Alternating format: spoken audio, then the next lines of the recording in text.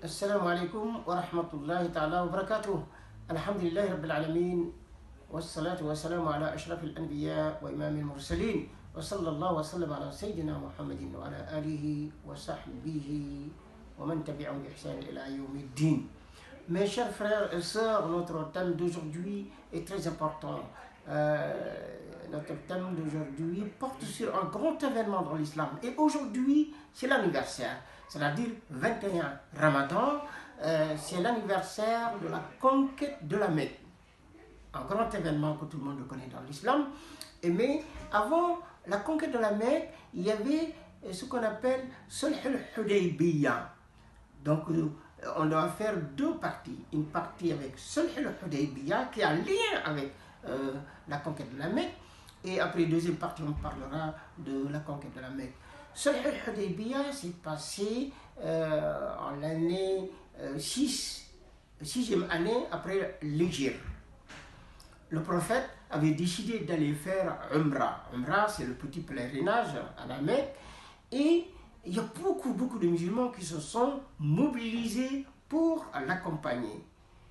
Et arrivé tout près de la Mecque, l'endroit qui s'appelle Hudaybiyah, les Mecquois ont su que le prophète vient avec un grand nombre de croyants pour faire le pèlerinage. Ils ont sorti pour leur dire que non, vous ne rentrez pas à la Mecque. Après discussion, négociation, les Mecquois ont refusé totalement. Et il y a beaucoup de musulmans qui disent qu'on doit rentrer, même par force. Mais le prophète était très sage. Il savait comment gérer les crises. Et là, on a une crise politique entre deux États. Le prophète nous apprend bien comment régler ces problèmes-là. Le prophète donc a accepté de discuter, dialoguer avec eux et trouver une solution qui consiste à signer un pacte de paix, un traité qu'on appelle traité de l'Hudaybiyah. Parmi les articles notés et signés, ils ont dit que cette année-ci, les musulmans ne rentreront pas à la Mecque, ils vont rentrer à Médine et ils reviendront l'année d'après pour accomplir l'Umrah qu'ils voulaient, mais quand ils viendront sans armes.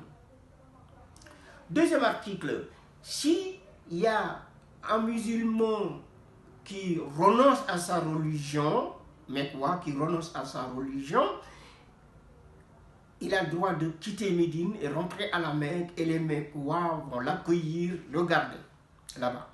Mais si un Mecquois embrasse la religion musulmane et il doit rentrer à Médine, il n'a pas le droit, ils vont le garder à la Mecque. Donc, apparemment, c'est injuste ça. Et même il y a des musulmans comme Omar qui n'acceptaient pas ça. Mais le prophète a laissé passer, il a dit que non, il faut accepter cela, il n'y a pas de problème.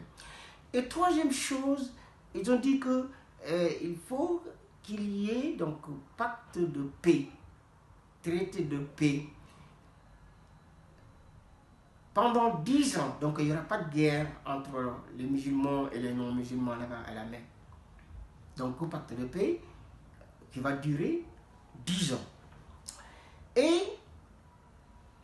quand ils ont signé le traité, j'ai coupé, il y a d'autres articles, je n'ai pas le droit, je n'ai pas le temps, j'ai droit, mais je n'ai pas le temps de développer tout ça.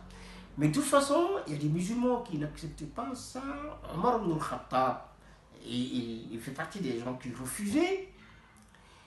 Et le prophète a demandé aux musulmans de se désacraliser, parce que quand on va faire le pèlerinage, on met les habits de ihram, on fait ihram avec niya, et quand on termine, on se désacralise. Donc il faut enlever des tenues de ihram et se raser les cheveux ou se couper les cheveux, se raser la tête ou couper les cheveux et rentrer. Et donc il y a beaucoup de musulmans encore qui n'acceptaient pas. Omar fait partie. Omar n'était pas content. Il va vers le prophète directement dire au prophète, comment on peut faire ça?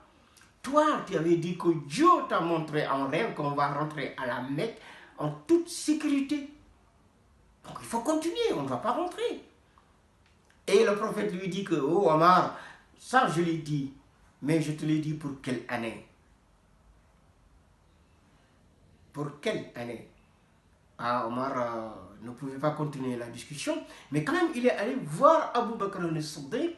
De l'autre côté, il dit que le prophète, qu'est-ce qu'il fait là? Bon, il veut qu'on rentre. Et Dieu lui avait montré qu'on va rentrer à la Mecque en toute sécurité. Abu Bakr, qui n'était pas là avec la discussion avec le prophète, il a dit la même chose. Il a dit que, mais Omar, le prophète t'a dit ça, mais pour quelle année? Donc on sait que si ce n'est pas cette année-ci, ça peut être autre année. Voilà. Et là, le prophète demande les musulmans de se désacraliser. Ils ont refusé. Et le prophète est rentré dans la tente et trouvé sa femme Salama lui dit que moi, prophète, je leur dis de faire quelque chose et ils refusent. Mais je ne comprends plus quoi faire. Et Salama lui a donné un conseil où il a trouvé une solution.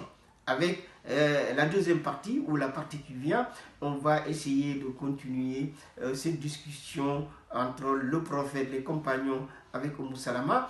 Wa barakallahu fikum wa salamu alaykum wa rahmatullahi wa barakatuh.